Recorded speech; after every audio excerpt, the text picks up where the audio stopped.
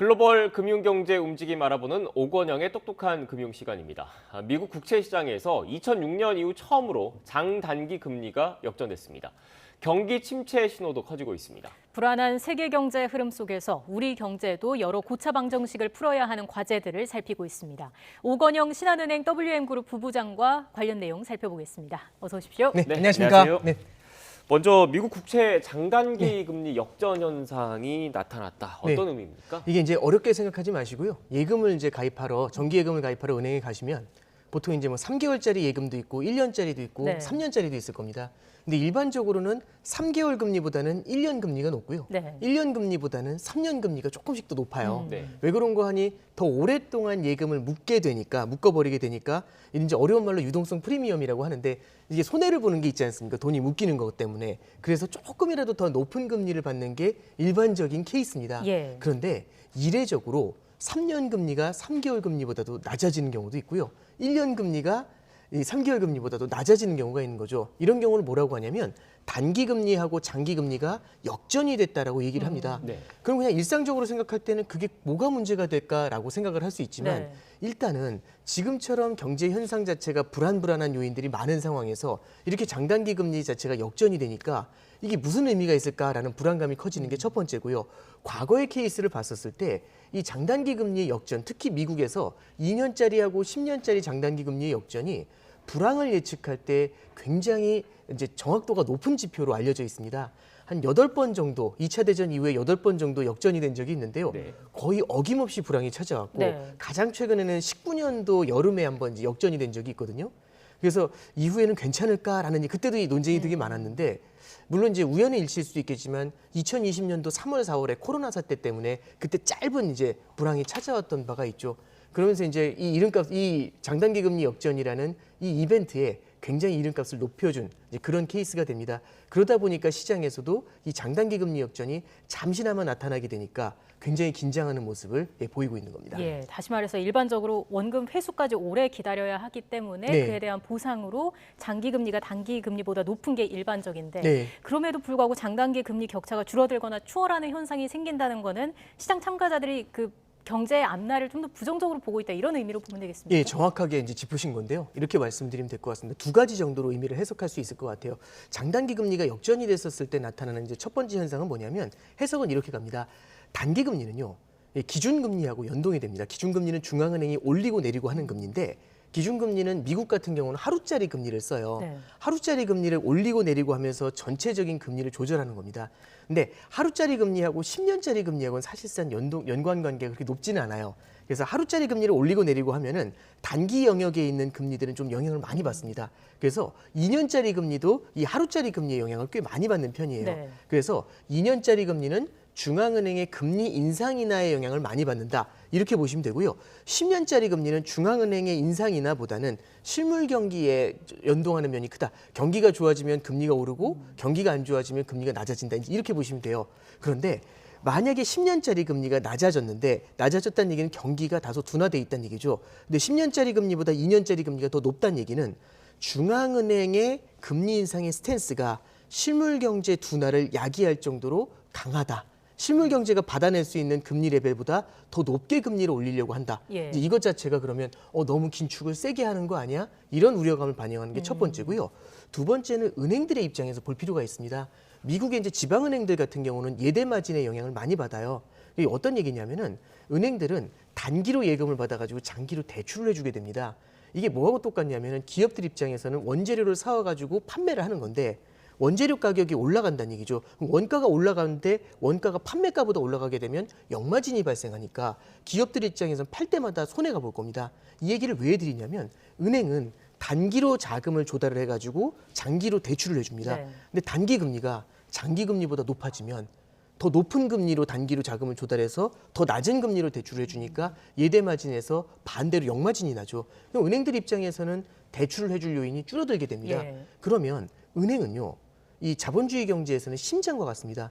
실물 경제의 자금을 퍼주는 역할을 하게 되는데 은행의 마진이 줄어들게 되면은 은행이 대출을 해줄 유인이 그만큼 줄어들게 되고 실물 경제의 유동성이 줄면서 이게 시차를 두고서 어느 정도는 경기 둔화의 우려를 자극하는 거 아니냐 이제 이런 얘기들이 나오고 있는 거죠. 네.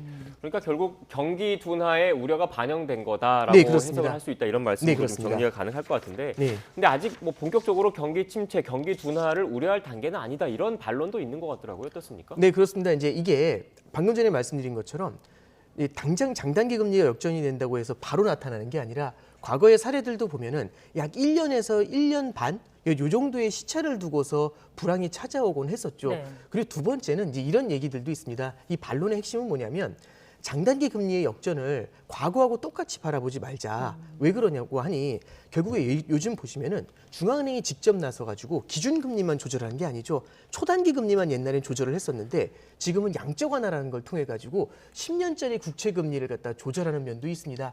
그렇기 때문에 최근에는 양적 완화가 워낙에 크게 들어갔기 때문에 과거의 사례들을 보면서 장기 금리를 갖다가 판단하는 건 이거는 조금 성급한 거 아니냐 이제 이렇게 다소 다른 관점에서 해석하시는 분들도 있습니다. 네. 근데 다만 저는 이제 이런 말씀을 좀 드리고 싶어요. 최근에 나타나는 시장에서의 이제 여러 가지 이슈들을 보면 러시아 우크라이나 전쟁도 그렇고 재정 정책의 부담을 조금 좀 크다 보니까 재정 정책을 줄이려고 하는 부분도 그렇고 긴축의 우려도 커지고 있지 않습니까? 인플레 우려도 커지고 이런 것들이 이제 같이 나와 있는 상태에서 이런 현상이 나타나게 되면은 실물 경제 주체들 입장에서는 자신감이 떨어지는 이런 것들이 중장기적으로는 경기에는 약간은 부담으로 작용하지 않겠나 그런 면에서 바라보는 게 더 맞을 것 같습니다. 네, 실제로 장단기 금리 역전 현상에 대해서 시장은 좀 그 속도에 대해서도 좀 주목을 하는 것 네. 같더라고요. 이게 뭐 올 2분기라든지 내년 1월 정도에 역전 현상이 나타나지 네. 않을까라는 네. 시각도 있었는데 이게 긴축 속도가 빨라지면서 이렇게 좀 된 거라고 봐야 될까요? 네, 맞는 말씀입니다. 이제 최근에 속도가 그 어느 때보다 좀 빨랐는데요. 왜 그런 거 하니 저도 요즘 가장 많이 받는 질문이 무슨 전망이 매주 바뀌냐 이 얘기를 많이 하세요. 미국 금리 인상 전망이 계속 바뀌거든요. 연초만 해도 기준금리 3번 올리면 많이 올린다는데 지금은 8번, 9번 이렇게 얘기가 나오고 있습니다. 이 얘기는 뭐냐면은 연준의 기준금리 인상 전망이 빨라지게 되면은 단기금리가 먼저 반응을 하면서 단기금리가 빠르게 올라오게 되죠. 장기금리가 단기금리가 올라오는 속도를 따라가지 못하면 이 둘의 갭이 장기금리는 조금 올라가는데 단기금리가 빠르게 올라오면서 이 둘의 갭이 확 좁아집니다. 네. 그 속도가 굉장히 빨랐다는 얘기는 연준의 긴축이 굉장히 빨라질 거라는 것을 시장이 인식하고 있다는 얘기고요. 이게 중장기적으로는 실물 경제의 둔화로도 자극이 될 수도 있다. 이런 이제 불안감들을 반영하는 거겠죠. 네, 이렇게 미국 금리의 움직임, 우리나라에도 영향을 미칠 수밖에 없는 거죠. 네, 그렇습니다. 이게 우리 이제 기준금리 인상 전망을 보면은 올해 초만 해도 전문가들의 전망치가 1.5%에서 1.75% 정도가 됐습니다. 그래서 올해 2차례나 3차례 정도, 많으면 3차례, 아니면 2차례 정도가 기준금리 인상의 맥스가 아니겠느냐 이런 예상들이 좀 많았거든요. 이게 올해 초였습니다. 지금은 1.75에서 2.0%죠. 그러면 모두 합치면 이미 한 번 인상을 했기 때문에 추가로 3번 더 인상할 수도 있다라는 얘기가 나오고 있고요. 예. 어쩌면 4번도 가능하지 않아 요거는 조금은 좀 과도한 케이스긴 한데 이렇게까지도 전망이 나오고 있습니다. 왜 그런 거 하니 미국이 금리 인상의 속도를 너무 빠르게 가져가게 되면은 지금 미국 기준금리가 올해 연말에 2.5%까지도 올라갈 수 있다 이런 얘기가 나오거든요. 그러면 만약 우리나라가 여기서 3번을 더 기준금리 인상을 하게 되면 2%입니다. 그럼 3번을 더 인상하더라도 미국이 2.5%면 우리나라는 2%잖아요. 미국 금리가 우리나라 금리보다 더 높습니다. 네. 반드시 그런 건 아니지만 금리 차가 높아졌을 때는 아무래도 금리가 더 높은 곳으로 자금이 이동하는 경향이 있죠. 이거는 자본의 유출을 만들게 되는데 그럼 우리나라에서 유동성이 빠지면서 미국으로 흘러 들어가게 되니까 부채가 많은 우리나라에서는 유동성이 부족해지는 이런 불안감들이 나타날 수가 있습니다. 그래서 어쩔 수 없이 미국이 빠르게 기준금리를 올리면 우리나라도 어느 정도는 따라가 줘야 되는 문제가 생기죠. 그래서 이제 말씀해 주셨던 것처럼 만약에 여기서 또 미국이 더 강하게 간다라고 하면 우리나라 기준금리 인상 전망이 더 높아질 우려들 이런 것들도 좀 고민을 해둬야 될 것 같습니다. 이게 우리나라와 미국 금리 차가 어느 정도가 적정하다 이런 기준이 좀 있습니까? 역전이 됐을 때도 우리나라에서 자본 유출이 현실화된 적은 별로 없습니다. 실제로 15년도, 16년에도 역전이 된 적이 있고요. 04년도, 05년에도 우리나라의 금리가 역전이 된 적은 있습니다. 근데 이 환율이라든지 자본 유출을 반드시 금리로만 바라볼 필요는 없습니다. 무엇이 같이 따라붙냐면 성장이라는 게 같이 따라붙거든요. 네. 참고로 04년도, 05년도에는 미국 경제는 좀 둔화가 됐는데 중국 경제가 워낙에 강하면서 아시아 시장이 강했던 면이 있어요. 이럴 때는 자본 유출이 나타나지를 않았었던 경험이 있죠. 그래서 반드시 그것만으로 평가를 한다라기보다는 다른 여러 가지 요인들하고 같이 보면서 평가를 해야 되고요. 하나 더 말씀드릴 거는 만약에 실물 경제 자체가 굉장히 불안할 때에는 달러 쪽에 대한 수요가 높아지는 경향들이 높습니다. 아무래도 국제 통화니까요. 그런 경우에는 이 장단기 금리의 역전이 그렇게 크지 않더라도 과거와 달리 이런 경우에도 자본 유출이 나타날 수는 있습니다. 이런 점들은 저희가 케이스 바이 케이스로 계속해서 좀 지켜봐야 될 것 같습니다. 네, 이렇게 금리가 오르면 어떻게 보면 대출 받으신 분들 입장에서는 부담이 클 네, 수밖에 없는 그렇습니다. 상황인 거잖아요. 지금 특히 주택담보대출 받으신 분들 많을 네. 텐데 제가 그래픽을 준비한 게 있거든요. 5대 네. 시중은행 주택담보대출 금리 한번 좀 보여주시죠. 네, 일단 뭐 국민은행, 신한은행, 하나은행, 우리은행, 농협은행 이렇게 네. 주택담보대출 금리를 제가 좀 정리를 했는데 6%가 넘은 곳도 있어요. 어떻습니까? 이게 이제 차주별로 해가지고 네. 차이가 나는 면도 분명히 좀 있을 거고요. 이게 그리고 기간이라든지 고정금리라든지 여러 가지 옵션에 따라서 이제 조금씩은 금리 차이가 날 겁니다. 그래서 이런 것들을 다 말씀드리는 것보다는 기본이 되는 기준금리가 있는 거거든요. 이 주택담보대출 금리의 기본이 되는 금리 자체가 결국에는 중앙은행이 결정하는 기준금리, 그리고 이 중앙은행 기준금리가 국채금리 등에 영향을 주게 되겠죠. 이 기본이 되는 금리가 어떻게 변화되는지를 좀 말씀드릴 필요가 있습니다.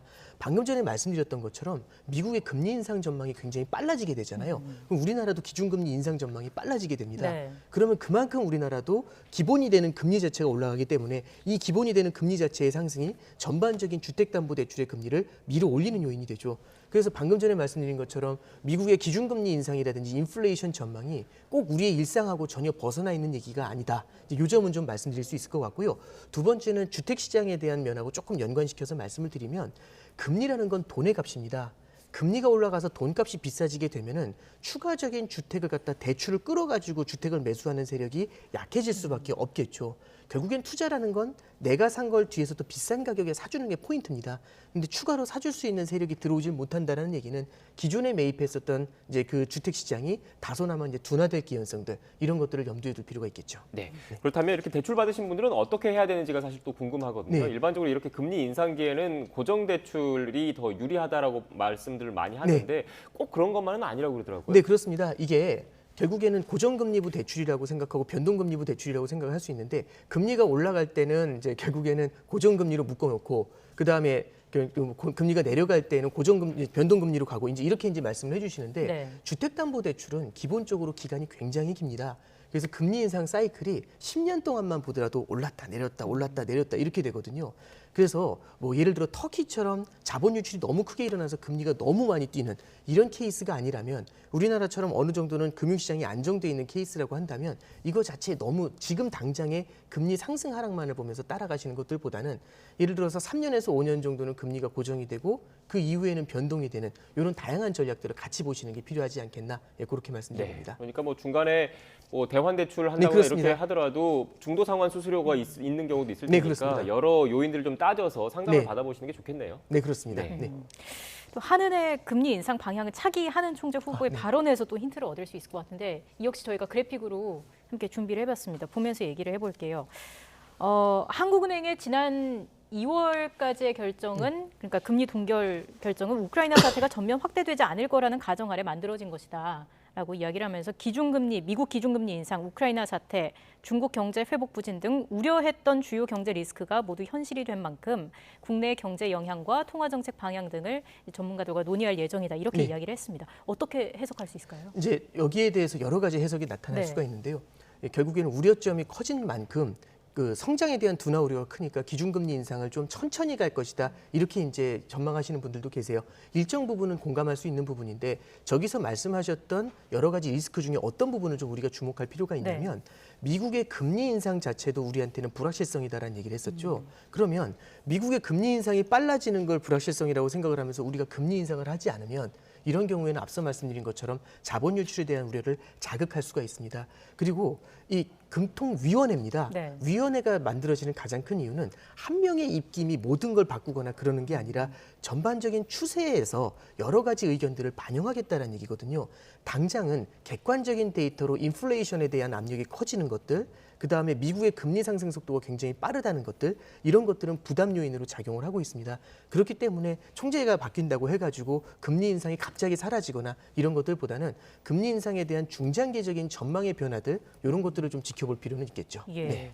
한국은행의 기본적인 설립 목표가 물가 네, 안정이지 그렇습니다. 않습니까? 그런데 최근 뭐 전기요금도 그렇고 네. 가스요금도 그렇고 물가 인상 요인들이 계속 있잖아요. 네. 한국은행 입장에서는 고민이 커질 수밖에 없을 것 같아요. 네, 그렇습니다. 이게 물론 이제 그 전기요금이라든지 이런 것들이 소비자 물가 지수에 아주 큰 포지션을 차지하는 건 아닙니다만 과거를 통해 보면은 시차를 두고서 여러 가지 좀 악영향을 주곤 하는데 시차를 두면은 전기요금이라는 거는 모두가 쓰는 거고 모든 사람들이 제품을 생산을 할 때 쓸 수밖에 없는 거지 않습니까? 네. 그럼 전기요금이 올라가게 되면은 시차를 두고서 기업이라든지 가게의 원가 인상으로 반영이 되게 됩니다. 이는 소비자 물가 지수에 중장기적으로 이제 조금씩은 부담을 주게 되는 거죠. 이게 하나님 고민해야 되는 첫 번째 포인트가 되고요. 두 번째는 인플레이션에 대한 우려가 굉장히 클 때, 그러니까 결국에는 지표 체력이 약할 때 한 대 맞는 게 되게 아프지 않습니까? 일반적으로 맞는 것보다. 그래서 전반적으로 물가에 대한 불안감이 커질 때 이런 뉴스가 들려왔다는 게 경제 주체들의 심리에는 굉장히 부담 요인이 될 수 있다. 이런 것들이 성장에는 악영향이 될 수 있겠죠. 그래서 성장과 물가에 대한 고민을 하고 있는 하는 입장에서는 고민이 깊어질 수밖에 없는 그런 부분 아닌가 싶습니다. 네. 마지막으로 추가 질문 하나 좀 드릴게요. 네네. 새 정부가 조금 있으면 이제 출범을 하는데 네네. 추가 경정 예산안 얘기도 나오고 있고 네. 어떻게 보면 또 소상공인분들, 자영업자분들 돕기 위해서 네. 그 돈을 더 뿌리려고 하는, 돈을 더 네. 이렇게 지출을 하려고 하는 움직임도 감지가 되고 있습니다. 그런데 한국은행의 이런 물가 안정 네. 목표와는 좀 배치되는 측면이 있는 거잖아요. 경제학 네, 원리로만 그렇습니다. 놓고 본다면 네. 어떻게 해석해야 될까요? 결국에는 이제 한은하고 이번에 이제 이창용 총재 이제 천재 예정자시죠. 이제 들어오실 때 지금 가장 많이 하셨던 얘기 중에 뭐가 있냐면은 결국에는 올해는 굉장히 어려운 한 해가 될 거라는 얘기를 하시면서 정부와 중앙은행의 정책 공조가 굉장히 중요하다는 표현을 썼습니다. 중앙은행의 금리 인상 인하는요, 실물 경제 전반에 영향을 미치게 됩니다. 근데 정부 같은 경우는 특정 타겟을 대상으로 해가지고 경기 부양을 진행을 할 수가 있겠죠.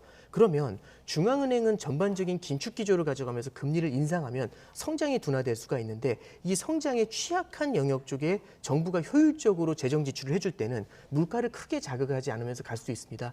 물론 원론적인 말씀으로는 되게 쉽게 들리실 수 있겠지만 굉장히 어려운 미션이죠. 그래서 정부와 중앙은행의 정교한 정책 공조가 굉장히 필요한 시점이 아니겠나. 그렇게 문제를 풀어나가지 않겠나. 그렇게 생각을 합니다. 네, 알겠습니다. 지금까지 오건영 신한은행 WM그룹 부부장과 함께 관련 내용 짚어봤습니다. 오늘 말씀 고맙습니다. 네, 감사합니다.